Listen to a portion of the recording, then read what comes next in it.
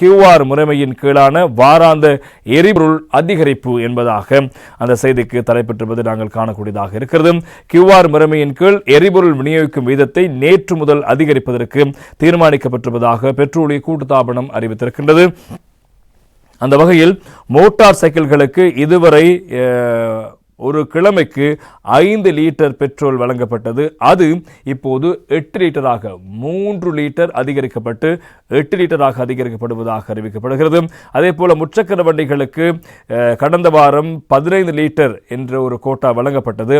அது இப்போது இந்த வாரத்திலிருந்து 20 லிட்டராக அதிகரிக்கப்படுகிறது. 5 லிட்டர் மேலதிகமாக அதிகரிக்கப்பட்டிருக்கிறது.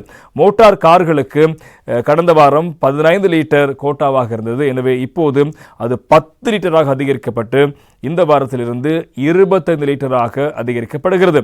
அதே போல வேன்களுக்கு கடந்த வாரம் 40 லிட்டர் பெட்ரோல் என்று அறிவிக்கப்பட்டது. எனவே இந்த வாரத்திலிருந்து அது 10 லிட்டர் அதிகரிக்கப்பட்டு 50 லிட்டராக அதிகரிக்கப்படுகிறது.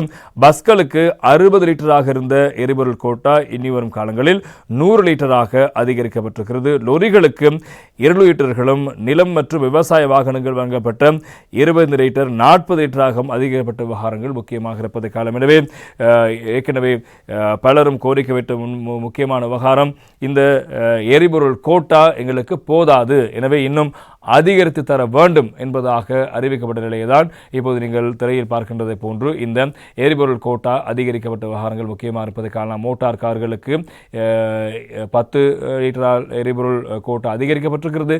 முச்சக்கர வண்டிகளுக்கு 5 லிட்டர் அதிகரிக்கப்பட்டிருக்கிறது.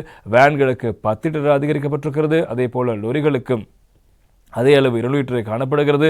அதே போல மோட்டார் சைக்கிள்களுக்கு 3 லிட்டர் அதிகரிக்கப்பட்டு 5 லிட்டர் 8 லிட்டராக அதிகரிக்கப்படுகிறது. பஸ் வண்டிகளுக்கு 60 லிட்டராக இருந்தது. இப்போது அது 40 லிட்டராக அதிகரிக்கப்பட்டு 100 லிட்டராக கூட்டப்பட்டிருக்கிறது. எனவே ஏனைய நாங்கள் தொடர்பான பார்த்திருந்தோம். எனவே அந்த அடிப்படையில் இப்போது எரிபொருள் கோட்டா இன்று முதல் அமலுக்கு வருகிறது.